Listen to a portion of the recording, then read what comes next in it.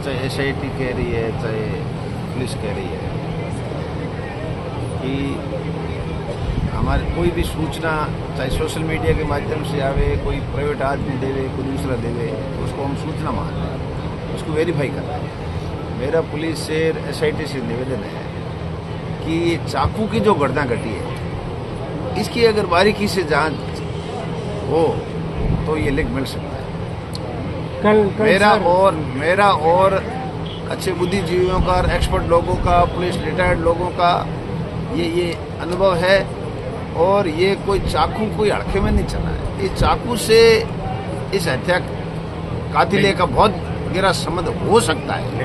हम तो कोई आयु इन्वेस्टिगेशन अफसर नहीं, हम इसका हो सकता है, इसका बहुत बड़ा राज हो सकता है। कोई 20,000 लोगों में चाकू चलना, पुलिस थाने के आगे चाकू चलना, ये तो पुलिस को सोचने की बात है, गंभीरता से सोचने की बात है। इससे मर्डर केस में हत्यारों का संबंध जुड़ सकता है। ये भी पुलिस को हम सूचना दे रहे हैं, चाकू वाली घटना की आप बारीक से जांच करो। और हम जिस तरह से कातिलों की फेर जांच की मांग करें, इसी तरह से उसकी भी आप फेर जांच करो। दोनों लिंक जुड़ेंगे कहीं न कहीं लिंक दोनों का लिंक जुड़ा है। कोई 20,000 लोग चाकू चला मर्डर हत्या करने की कोशिश की, छोटी बात है क्या?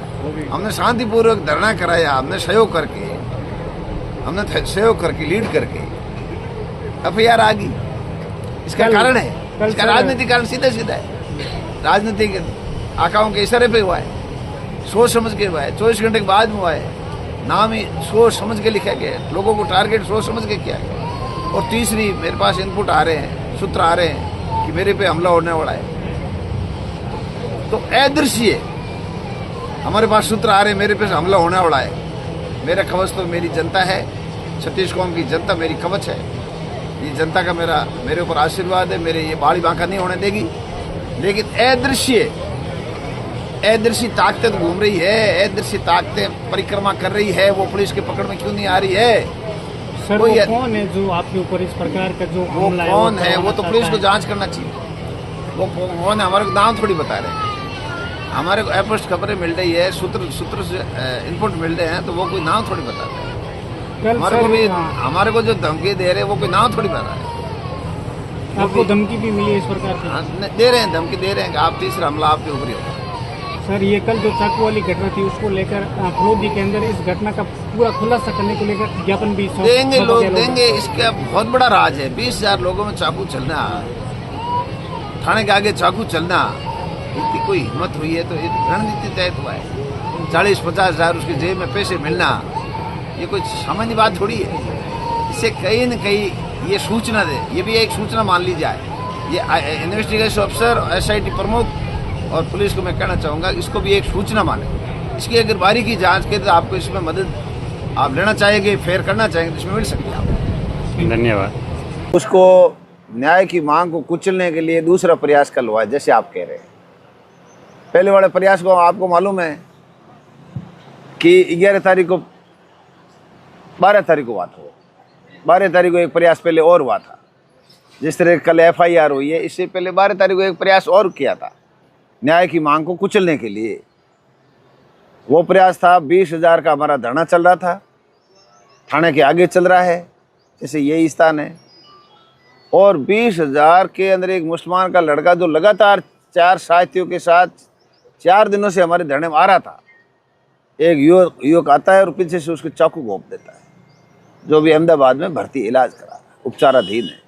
हमारे कर्म अच्छे थे, जनता जनार्दन के कर्म अच्छे थे कि वो बच गए, अभी बचा हुआ है, संघर्ष कर रहा है। नहीं तो हम हत्यारे तो जाते जाते हम जेल चले जाते। उसमें ईश्वर ने हमारी मदद करी। कौन था वो भी अभी उसकी भी जांच पूरी नहीं करी है, सरकार नहीं करना चाहती है। वो भी चाकू पुलिस की मिली भगत से नहीं चल सकता। अब कल परसों हमने किया है 18 तारीख को जिला कलेक्टर का घेराव, जो बहुत भारी, हजारों लाखों लोग इकट्ठे हुए थे। फलोदी के अंदर पैर रखने की जगह नहीं थी। फलोदी के लोग कह रहे हैं कि फलोदी के इतिहास में इतनी भीड़ आज तक फलोदी बसने के बाद कभी नहीं हुई। और पहले से हमने बहुत पब्लिक को मीडिया के माध्यम से, वीडियो के माध्यम से, अपील में बहुत हमने मजबूती से कह दिया था कि हम अपने सरकार से न्याय मांग रहे हैं सरकार और पुलिस के भरोसे नहीं रहना है और अपने को शांति तरीके से, गांधीवादी तरीके से, अहिंसा तरीके से और अनुशासन तरीके से अपने को ये कार्यक्रम करना है। बहुत मजबूती से बार बार कह रहे, तो वो जनता हमारी बात मानी और जनता ने बहुत शानदार अनुशासन तरीके से वो घेराव किया और बाद में जिला उप जिला मजिस्ट्रेट एसडीएम फड़ौदी से हमने अनुमति ली और उप जिला मजिस्ट्रेट से हमने रूट, जैसे रूट एसडीएम ने बताया उस रूट से हम कलेक्टर को ज्ञापन देने गए, शांतिपूर्वक ज्ञापन दिया। कोई किसी प्रकार की सरकारी प्रॉपर्टी के टच नहीं हुआ। एक बैरिकेड था जिसको रस्सी से बांधना जाता है कायदे से, अब सब हाईवे पर देखते हैं रस्सी से बांधा जाता है, वो बांधा हुआ नहीं था। एक धक्का पीट दी तो धक्के से तो लुढ़क गया। उसको मैंने सामने मेरा वीडियो देखी, पुलिस का वीडियो देख लीजिए, पुलिस के कैमरे में आपको कोई फुटेज देख लीजिए, मैंने खुद ने उसको हाथ दे करके उसको ठीक किया था। उसके अलावा वहाँ किसी प्रकार की कोई अनहोनी बात नहीं हुई। कल एफआईआर आई है, 24 घंटे से ज़्यादा समय के बाद एफआईआर लिखी जाती है, सत्ता पक्ष के नेताओं के इशारे पर लिखी जाती है, 24 घंटे बाद में सोच समझ के लिखी जाती है। किस किस को टारगेट करना, उसके नाम, उसको मुलजिम बनाया जाता है, बड़ा बैलेंस किया जाता है, सब जातियों को भी शामिल किया जाता है। बहुत होशियार लोग थे, बहुत अध्ययन किया है, बहुत गहरा मंथन हुआ है और एफआईआर दर्ज हुई है। जबकि इतनी शांतिपूर्ण हमारा घेराव हुआ जिसमें पूरे मारवाड़ नहीं, पूरे राजस्थान में उसकी बुरी प्रशंसा हुई थी। और जो पुलिस के अधिकारी वहाँ खड़े थे, कोई बाड़मेर के थे, कोई जैसलमेर के थे, अधिकारी मिलने वाले मिले थे कि एमएलए साहब आपने तो कमाल ही कर दिया, इतना शांतिपूर्ण कर दिया, हमारे से ये मामला संभलता नहीं, हम तो बहुत इक्के दुक्के लोग आए हुए हैं। यहाँ प्रशंसा कर रहे थे, अधिकारी प्रशंसा कर रहे थे। तो ये मनगढ़ंत एफआईआर दर्ज हुई है। दूसरा प्रयास, पहले चाकू वाला हुआ, ये मनगढ़ंत और झूठी एफआईआर दर्ज करके हमारे न्याय की मांग को दबाना चाहते हैं। क्या जयपुर कूच के लिए ये वो कर अभी जल्दी हम बताएंगे। इसलिए मैं आपके माध्यम से ये क्या है कि नाकाम हो, फड़ौदी जिले की पुलिस बिल्कुल नाकाम हो चुकी है, तो उसके अपने नाकामी को छुपाने के लिए, भंवरी देवी के हत्याकांड पर पर्दा डालने के लिए ऐसे कृत्य किए जा रहे हैं। सब जनता जनार्दन देख रही है, सब जनता समझ रही है। आज के समय में कोई बड़ा नहीं है, जनता जागरूक है। तो ये अपने को हत्याकांड को पर्दा डालने के लिए और अपनी नाकामी को छुपाने के लिए। कल आपने एक भास्कर का ऐप देखा था, भास्कर देश का बहुत प्रतिष्ठित अखबार है, उसने इंटरव्यू लिया था, नाम नहीं बताने की शर्त पर तीनों आईपीएस अधिकारी जोधपुर के आईजी रहे हुए तीनों। उन्होंने कहा कि भंवरी देवी हत्याकांड में पुलिस की कार्रवाई जो 24 घंटे में होती है उसका कोई मुकाबला नहीं होता है। लॉर्ड की पुलिस फेल्योर रही, लॉर्ड की और फड़ौदी जिले की इंटेलिजेंस फेल्योर रही और लोकल पुलिस ने सब कुछ गंवा दिया। 3 आईजी रेलवे अधिकारी ये कह रहे हैं सेवानिवृत्त। कल का ऐप पढ़िए आप भास्कर का, जो देश का बहुत प्रतिष्ठित अखबार है, वही हुआ, लॉर्ड के अंदर वही हुआ। हम बार बार कह रहे हैं हमारा एजेंडा तो एक ही है कि इस हत्याकांड का खुलासा करो, लेकिन जो थानाधिकारी और डीवाईएसपी इसको जांच को प्रभावित कर रहे हैं, चाहे एसआईटी आ गई, हम एसआईटी का स्वागत करते हैं, एसआईटी आई है और उम्मीद ही करते हैं कि एसआईटी जरूर जल्द हमारा सामने परिणाम लाएगी, लेकिन एसआईटी को गुमराह कर रहे हैं। हम बहुत जिम्मेदारी से कह रहे हैं, हमारे न तो कोई दोस्त है न कोई दुश्मन थोड़ी हुआ अधिकारी, लेकिन निश्चित जिम्मेदारी से कह रहे हैं। जो अभी एफआईआर थाने अधिकारी और डीवाईएसपी उसको गुमराह कर रहे हैं, सहयोग नहीं कर रहे हैं, जब तक मर्डर नहीं खुलेगा। जो अभी एफआईआर हुई है उससे पहले भी हेमंत गिरिराज व्यास जो फलौदी के रहने वाले, उन्होंने काले झंडे दिखाए थे, इन पर भी कार्रवाई की गई थी। करेंगे काले झंडे उन्होंने दिखाए। जो यहाँ के लॉर्ड के एमएलए है, इन्होंने काले झंडे को यूँ अपनी जिम्मेदारी से दिखाए। लॉर्ड के एमएलए अपनी नैतिकता ही भूल गए। उस छोटी छोटी बच्चियों को उन्होंने सांत्वना देना भी ठीक नहीं समझा। मुनासिब नहीं समझा। क्षेत्र का एमएलए चुना जाता है, उसमें फिर कोई ग्रुपबाजी दूसरी तीसरी अपना है परा है ये नहीं देखा जाता है।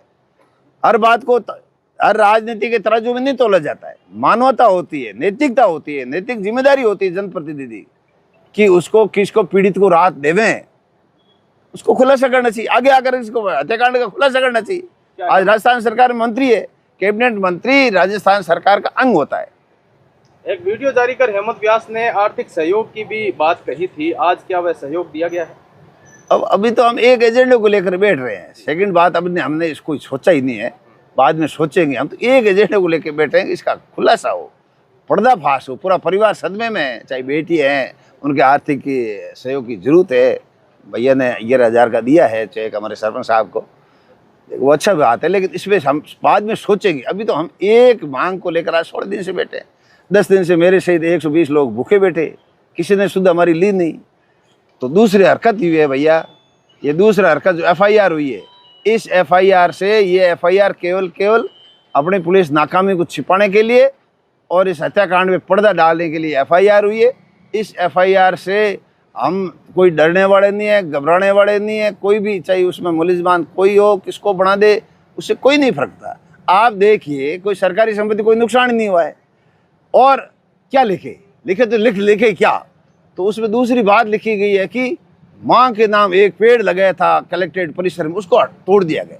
अरे भैया, हम तो विष्णुई लोग हैं, हम अगुवाई करने वाले, मैं स्वामी समझो, मेरे साथ तमाम टीम है, वो जिस समाज से आती है, जो समाज तो इसको वृक्षों को रक्षा के लिए शहीद हो गए, आज भी उसी गाथा को लिए देश और नियम उनका नाम है। हमारी समाज की बेटी अमृता देवी बिश्नोई के नेतृत्व में 363 लोग शहीद हो गए पेड़ों के लिए। हम पेड़ से काट सकते हैं, पेड़ को धक्का दे सकते हैं? सोचना चाहिए। कितनी निंदनीय बात है, इसकी भर्त्सना करते उतनी कम है। इसलिए आपके माध्यम से IG साहब को, ADG साहब को मैं कहना चाहूँगा कि फलोदी जिले की पुलिस के आप फुटेज देख लीजिए।